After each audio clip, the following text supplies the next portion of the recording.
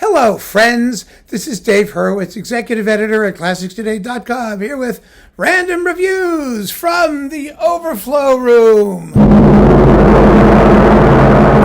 Yes. Well, okay, here we go. We're in the O's. And the O's, that means Orff. Oh, it's Orff time. Orff, we're having an Orffity good time here.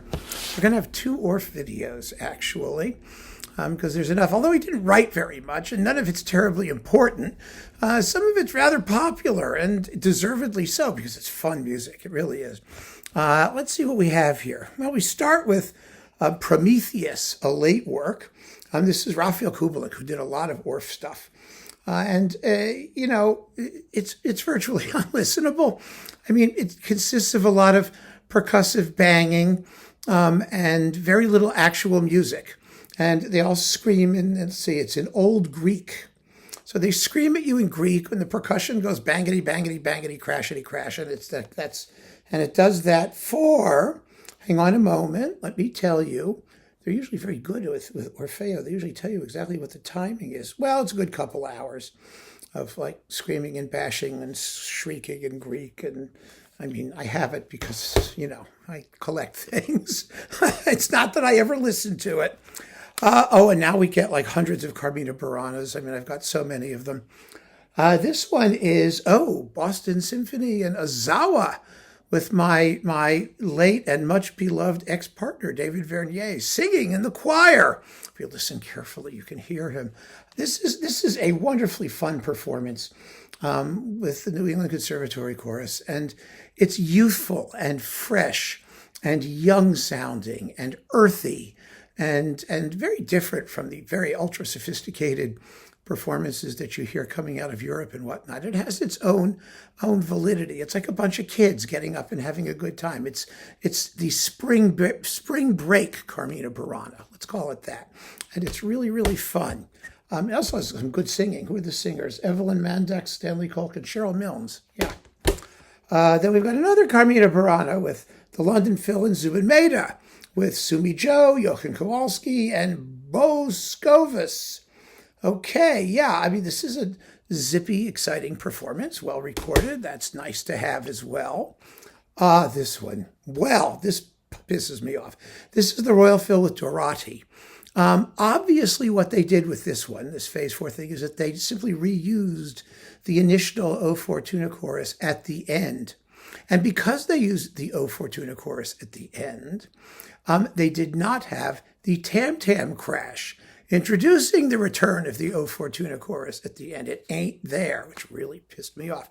They're going, Venus, Venus generosa, and then crash, O Fortuna, right? It's not here. Pisses me off. What also pisses me off is when you don't hear the tam-tam in the O Fortuna chorus. It's sor salutis, contraria est affectus et defectus, semper in Hungaria.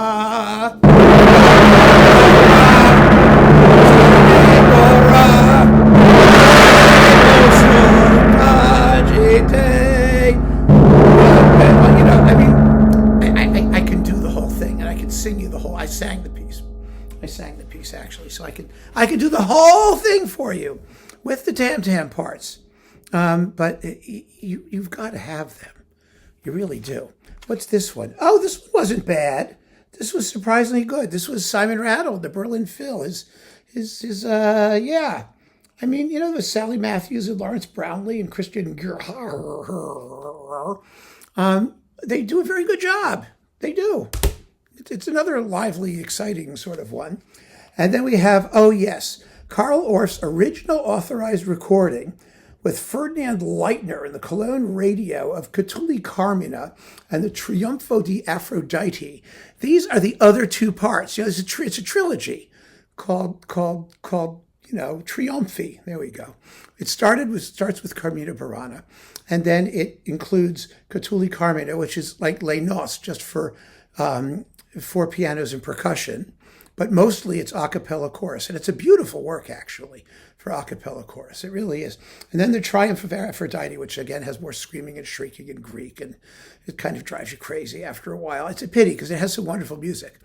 It really does some really catchy, fun numbers in it, but there's just all this yelling and shouting and okay, Carmina Burana again. Then we have, let's see, those Donald Runnicles with the Atlanta Symphony Orchestra and Chorus on Telarc. This is very well recorded, very exciting. I like this one.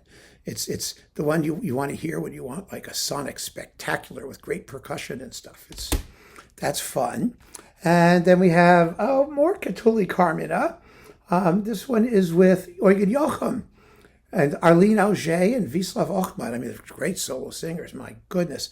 And it's beautifully, beautifully well done. It's only 36 minutes long, Catulli Carmina, the second part of it. And then we've got, Catulli Carmina is love poetry about Lesbia and some other guy, and and it's framed by men and women groping each other in Latin. O tu e mamile, mamile, mamile, mamile, mamile. The guys are singing about your breasts, and the girls are singing about his penis. And it's what can I say? It just is what it is. It's fun to listen to. Yes, it is.